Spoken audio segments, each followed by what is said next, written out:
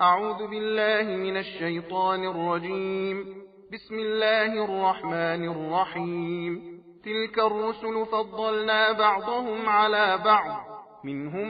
من كلم الله ورفع بعضهم درجات، وآتينا عيسى ابن مريم البينات وأيدناه بروح القدس، ولو شاء الله ما اقتتل الذين من بعدهم من بعد ما جاءتهم البينات ولكن اختلفوا، فمنهم من آمن ومنهم من كفر، ولو شاء الله ما اقتتلوا ولكن الله يفعل ما يريد. يا أيها الذين آمنوا أنفقوا مما رزقناكم من قبل أن يأتي يوم لا بيع فيه ولا خلة ولا شفاعة، والكافرون هم الظالمون. الله لا إله إلا هو الحي القيوم، لا تأخذه سنة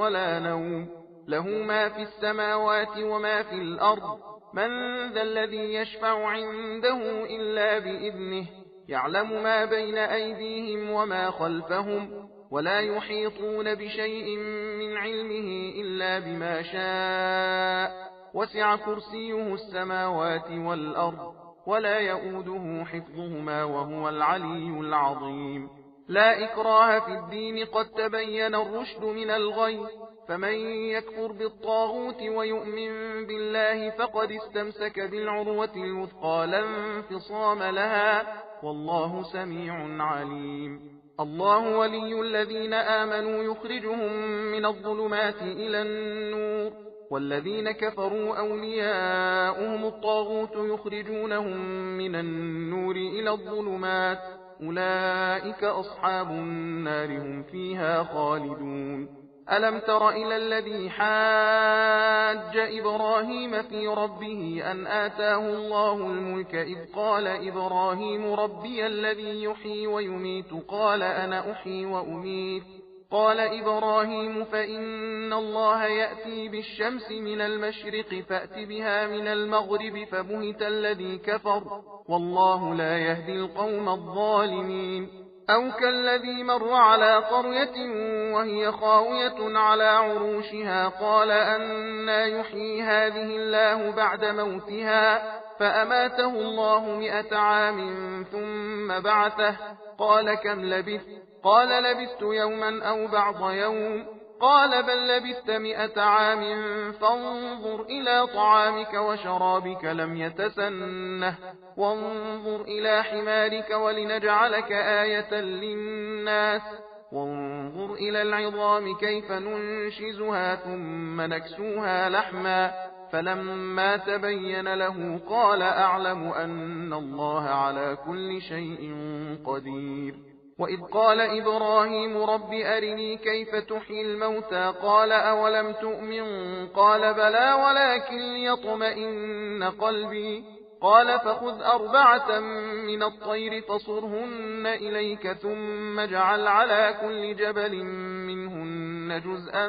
ثم ادعهن يأتينك سعيا، واعلم أن الله عزيز حكيم. مثل الذين ينفقون أموالهم في سبيل الله كمثل حبة أنبتت 7 سنابل في كل سنبلة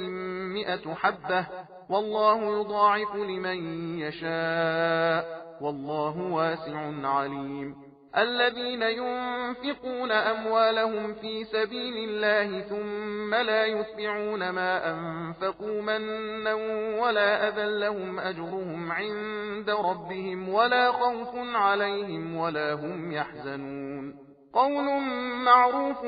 ومغفرة خير من صدقة يتبعها أذى، والله غني حليم. يا أيها الذين آمنوا لا تبطلوا صدقاتكم بالمن والأذى كالذي ينفق ماله رئاء الناس ولا يؤمن بالله واليوم الآخر، فمثله كمثل صفوان عليه تراب فأصابه وابل فتركه صلدا، لا يقدرون على شيء مما كسبوا، والله لا يهدي القوم الكافرين. ومثل الذين ينفقون أموالهم ابتغاء مرضات الله وتثبيتا من أنفسهم كمثل جنة بربوة أصابها وابل فآتت أكلها ضعفين فإن لم يصبها وابل فطل والله بما تعملون بصير. أيود أحدكم أن تكون له جنة من نخيل وأعناب تجري من تحتها الأنهار له فيها من كل الثمرات وأصابه الكبر وله ذرية ضعفاء فأصابها إعصار فيه نار فاحترقت كذلك يبين الله لكم الآيات لعلكم تتفكرون. يا أيها الذين آمنوا أنفقوا من طيبات ما كسبتم ومما أخرجنا لكم من الأرض ولا تيمموا الخبيث منه تنفقون ولستم بآخذيه إلا أن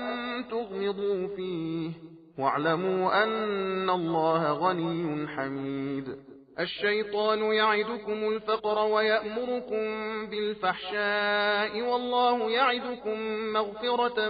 منه وفضلا والله واسع عليم. يؤتي الحكمة من يشاء ومن يؤت الحكمة فقد أوتي خيرا كثيرا وما يذكر إلا أولو الألباب. وما أنفقتم من نفقة أو نذرتم من نذر فإن الله يعلمه وما للظالمين من أنصار. إن تبدوا الصدقات فنعما هي وإن تخفوها وتؤتوها الفقراء فهو خير لكم ويكفر عنكم من سيئاتكم والله بما تعملون خبير. ليس عليك هداهم ولكن الله يهدي من يشاء وما تنفقوا من خير فلأنفسكم وما تنفقون إلا ابتغاء وجه الله وما تنفقوا من خير يوفى إليكم وأنتم لا تظلمون. للفقراء الذين أحصروا في سبيل الله لا يستطيعون ضربا في الأرض يحسبهم الجاهل أغنياء من التعفف تعرفهم بسيماهم لا يسألون الناس إلحافا وما تنفقوا من خير فإن الله به عليم. الذين ينفقون أموالهم بالليل والنهار سرا وعلانية فلهم أجرهم عند ربهم ولا خوف عليهم ولا هم يحزنون. الذين يأكلون الربا لا يقومون إلا كما يقوم الذي يتخبطه الشيطان من المس ذلك بأنهم قالوا إنما البيع مثل الربا وأحل الله البيع وحرم الربا. فمن جاءه موعظة من ربه فانتهى فله ما سلف وأمره إلى الله ومن عاد فأولئك أصحاب النار هم فيها خالدون. يمحق الله الربا ويربي الصدقات والله لا يحب كل كفار أثيم. إن الذين آمنوا وعملوا الصالحات وأقاموا الصلاة وآتوا الزكاة لهم أجرهم عند ربهم ولا خوف عليهم ولا هم يحزنون. يا أيها الذين آمنوا اتقوا الله وذروا ما بقي من الربا إن كنتم مؤمنين فإن لم تفعلوا فأذنوا بحرب من الله ورسوله وإن تبتم فلكم رؤوس أموالكم لا تظلمون ولا تظلمون. وإن كان ذو عسرة فنظرة إلى ميسرة وأن تصدقوا خير لكم إن كنتم تعلمون. واتقوا يوما ترجعون فيه إلى الله ثم توفى كل نفس ما كسبت وهم لا يظلمون. يا أيها الذين آمنوا إذا تداينتم بدين إلى أجل مسمى فاكتبوه وليكتب بينكم كاتب بالعدل ولا يأب كاتب أن يكتب كما علمه الله فليكتب وليملل الذي عليه الحق وليتق الله ربه ولا يبخس منه شيئا فإن كان الذي عليه الحق سفيها أو ضعيفا أو لا يستطيع أن يمله فليملل وليه بالعدل واستشهدوا شهيدين من رجالكم فإن لم يكونا رجلين فرجل وامرأتان ممن ترضون من الشهداء أن تضل إحداهما فتذكر إحداهما الأخرى ولا يأبى الشهداء إذا ما دعوا ولا تسأموا أن تكتبوه صغيرا أو كبيرا إلى أجله ذلكم أقسط عند الله وأقوم للشهادة وأدنى ألا ترتابوا إلا أن تكون تجارة حاضرة تديرونها بينكم فليس عليكم جناح ألا تكتبوها وأشهدوا إذا تبايعتم ولا يضار كاتب ولا شهيد وإن تفعلوا فإنه فسوق بكم واتقوا الله ويعلمكم الله والله بكل شيء عليم وإن كنتم على سفر ولم تجدوا كاتبا فرهان مقبوضة فإن أمن بعضكم بعضا فليؤدي الذي اؤتمن أمانته وليتق الله ربه ولا تكتموا الشهادة ومن يكتمها فإنه آثم قلبه والله بما تعملون عليم لله ما في السماوات وما في الأرض وإن تبدوا ما في أنفسكم أو تخفوه يحاسبكم به الله فيغفر لمن يشاء ويعذب من يشاء والله على كل شيء قدير آمن الرسول بما أنزل إليه من ربه والمؤمنون كل آمن بالله وملائكته وكتبه ورسله لا نفرق بين أحد من رسله وقالوا سمعنا وأطعنا غفرانك ربنا وإليك المصير لا يكلف الله نفسا إلا وسعها لها ما كسبت وعليها ما اكتسبت ربنا لا تؤاخذنا إن نسينا أو أخطأنا ربنا ولا تحمل علينا إصرا كما حملته على الذين من قبلنا ربنا ولا تحملنا ما لا طاقة لنا به واعف عنا واغفر لنا وارحمنا أنت مولانا فانصرنا على القوم الكافرين بسم الله الرحمن الرحيم ألف لام ميم الله لا إله إلا هو الحي القيوم نزل عليك الكتاب بالحق مصدقا لما بين يديه وأنزل التوراة والإنجيل من قبل هدى للناس وأنزل الفرقان إن الذين كفروا بآيات الله لهم عذاب شديد والله عزيز ذو انتقام إن الله لا يخفى عليه شيء في الأرض ولا في السماء هو الذي يصوركم في الأرحام كيف يشاء لا إله إلا هو العزيز الحكيم هو الذي أنزل عليك الكتاب منه آيات محكمات هن أم الكتاب وأخر متشابهات فأما الذين في قلوبهم زيغ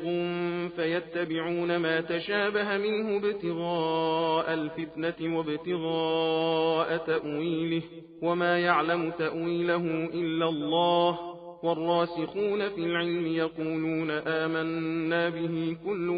من عند ربنا وما يذكر إلا أولو الألباب ربنا لا تزغ قلوبنا بعد إذ هديتنا وهب لنا من لدنك رحمة إنك أنت الوهاب ربنا إنك جامع الناس ليوم لا ريب فيه إن الله لا يخلف الميعاد إن الذين كفروا لن تغني عنهم أموالهم ولا أولادهم من الله شيئا وأولئك هم وقود النار كدأب آل فرعون والذين من قبلهم كذبوا بآياتنا فأخذهم الله بذنوبهم والله شديد العقاب قل للذين كفروا ستغلبون وتحشرون إلى جهنم وبئس المهاد قد كان لكم آية في فئتين التقتا فئة تقاتل في سبيل الله وأخرى كافرة يرونهم مثليهم رأي العين والله يؤيد بنصره من يشاء إن في ذلك لعبرة لأولي الأبصار زين للناس حب الشهوات من النساء والبنين والقناطير المقنطرة من الذهب والفضة والخيل المسومة والأنعام والحرث ذلك متاع الحياة الدنيا والله عنده حسن المآب قل أنبئكم بخير من ذلكم للذين اتقوا عند ربهم جنات تجري من تحتها الأنهار خالدين فيها وأزواج مطهرة ورضوان من الله والله بصير بالعباد الذين يقولون ربنا إننا آمنا فاغفر لنا ذنوبنا وقنا عذاب النار الصابرين والصادقين والقانتين والمنفقين والمستغفرين بالأسحار شهد الله أنه لا إله إلا هو والملائكة وأولو العلم قائما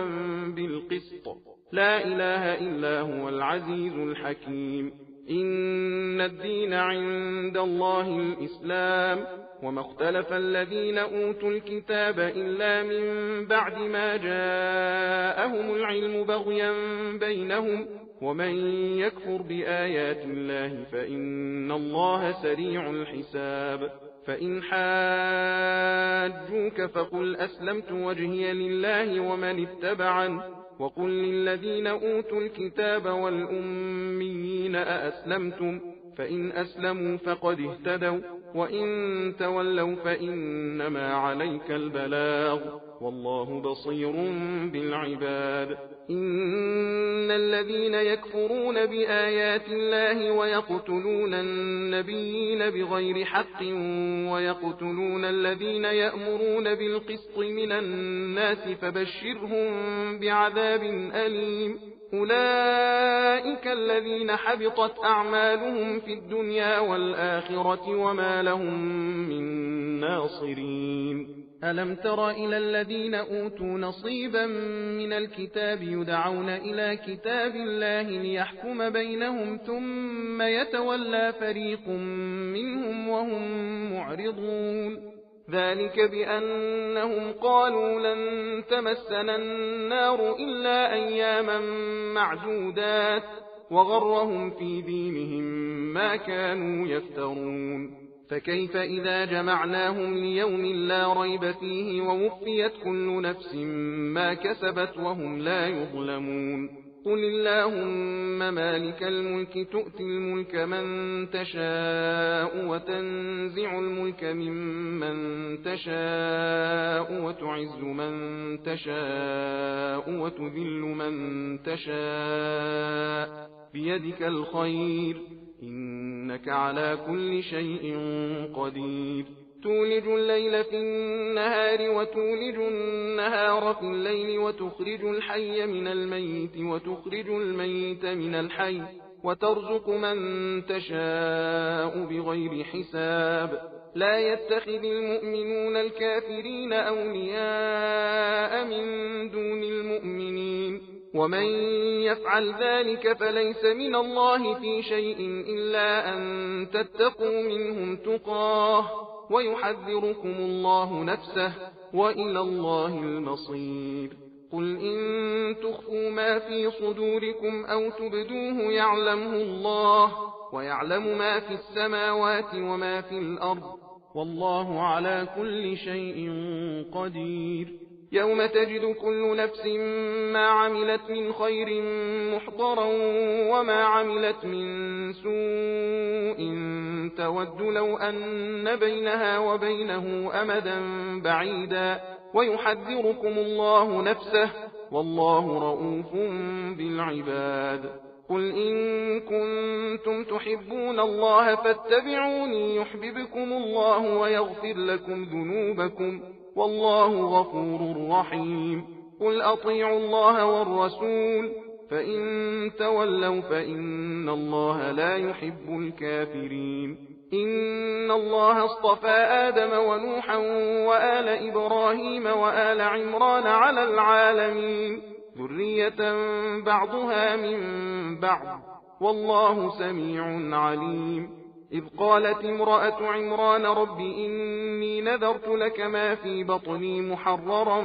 فتقبل مني إنك أنت السميع العليم. فلما وضعتها قالت رب إني وضعتها أنثى والله أعلم بما وضعت وليس الذكر كالأنثى وإني سميتها مريم وإني أعيذها بك وذريتها من الشيطان الرجيم. فتقبلها ربها بقبول حسن وأنبتها نباتا حسنا وكفلها زكريا. كلما دخل عليها زكريا المحراب وجد عندها رزقا قال يا مريم أنى لك هذا؟ قالت هو من عند الله إن الله يرزق من يشاء بغير حساب. هنالك دعا زكريا ربه قال رب هب لي من لدنك ذرية طيبة إنك سميع الدعاء. فنادته الملائكة وهو قائم يصلي في المحراب أن الله يبشرك بيحيى مصدقا بكلمة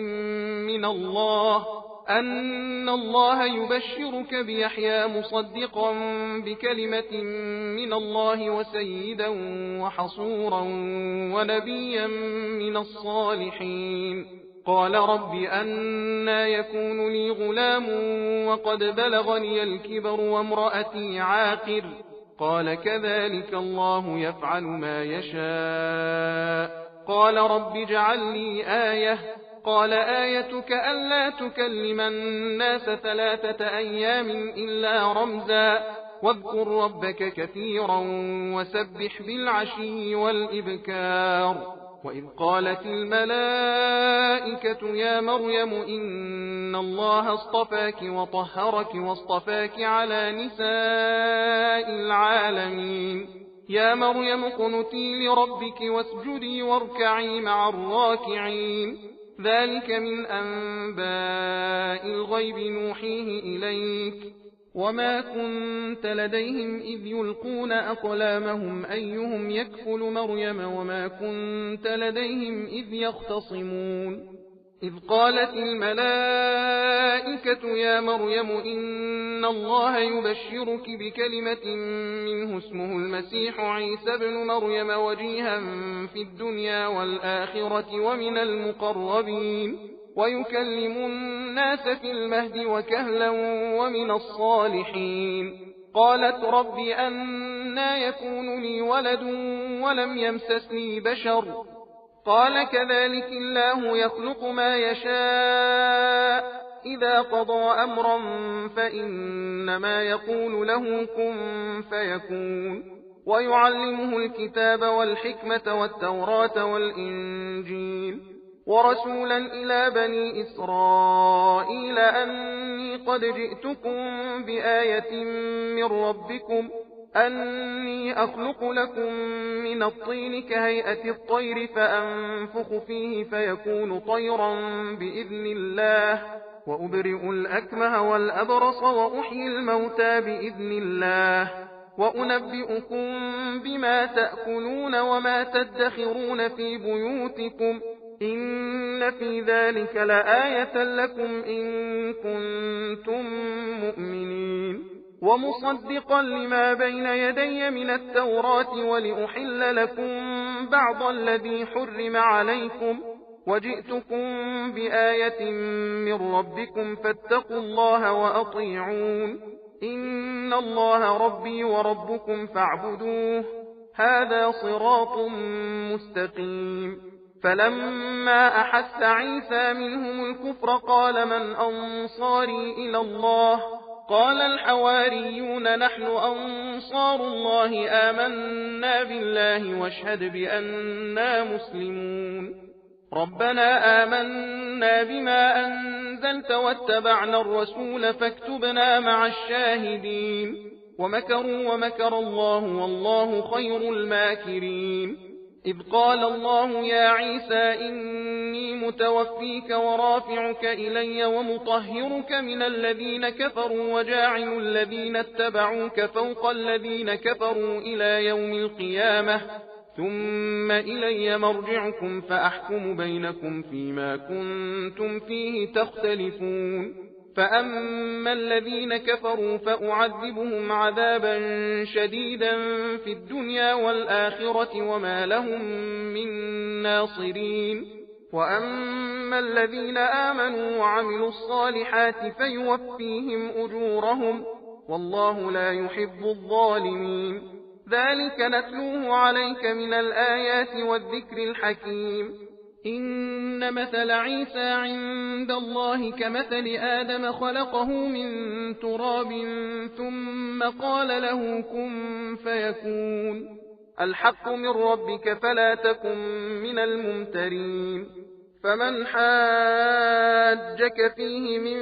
بعد ما جاءك من العلم فقل تعالوا ندع أبناءنا وأبناءكم ونساءنا ونساءكم وأنفسنا وأنفسكم ثم نبتهل فنجعل لعنة الله على الكاذبين إن هذا لهو القصص الحق وما من إله إلا الله وإن الله لهو العزيز الحكيم فإن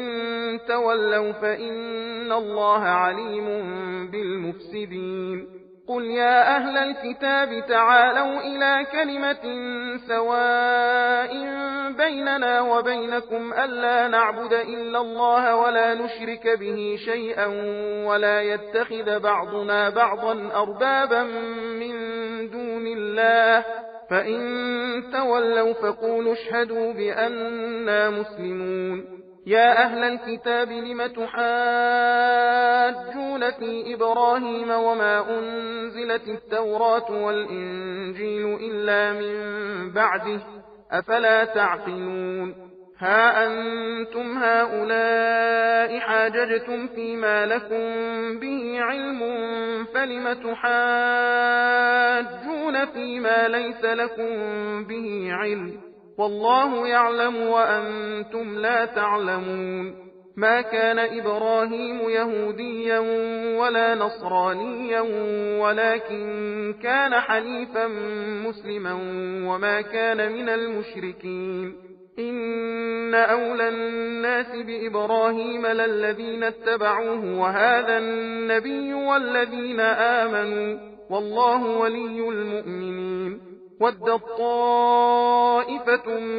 من أهل الكتاب لو يضلونكم وما يضلون إلا أنفسهم وما يشعرون يا أهل الكتاب لم تكفرون بآيات الله وأنتم تشهدون يا أهل الكتاب لم تلبسون الحق بالباطل وتكتمون الحق وأنتم تعلمون وقالت طائفة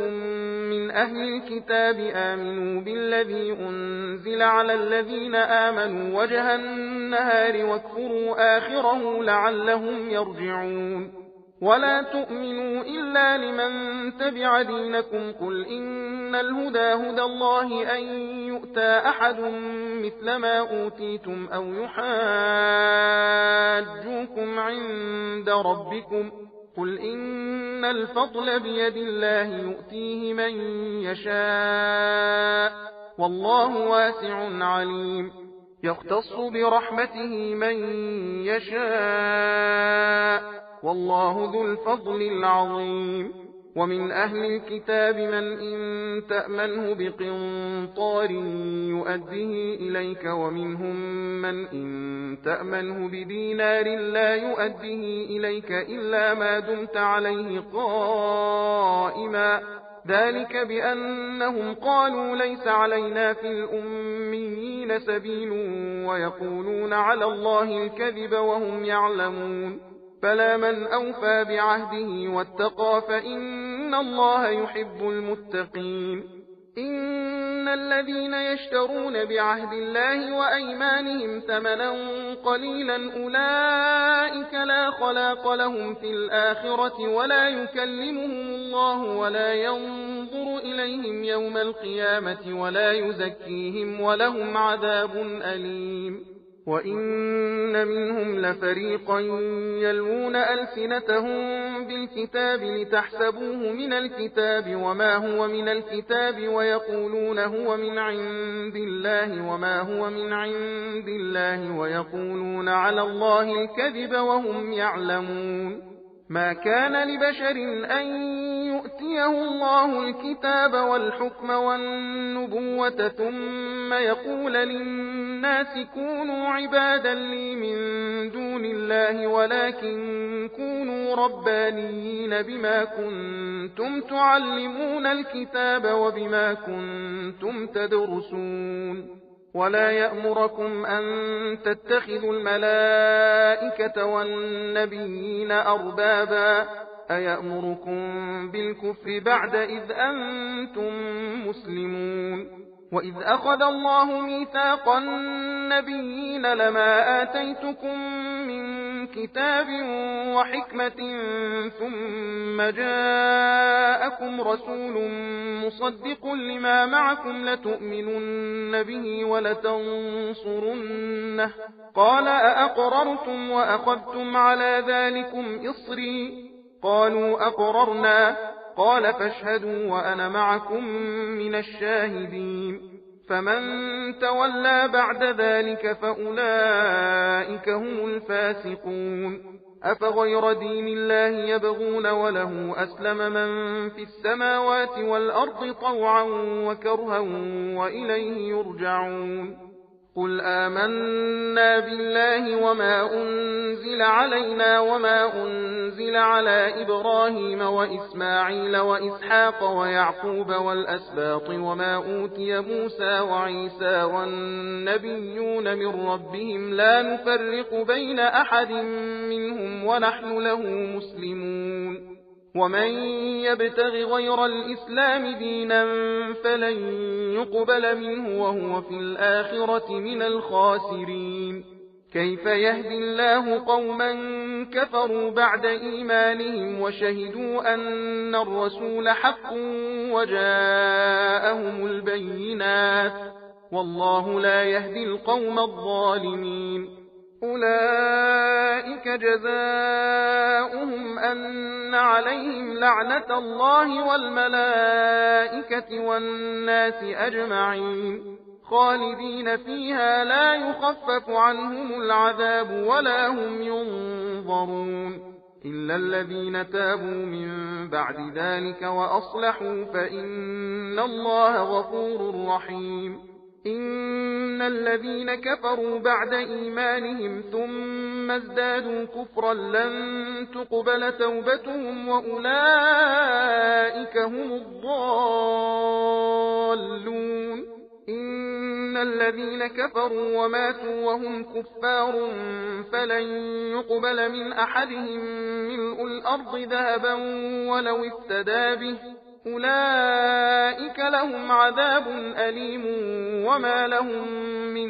ناصرين صدق الله العلي العظيم. إِنَّا هَدَيْنَاهُ السَّبِيلَ إِمَّا شَاكِرًا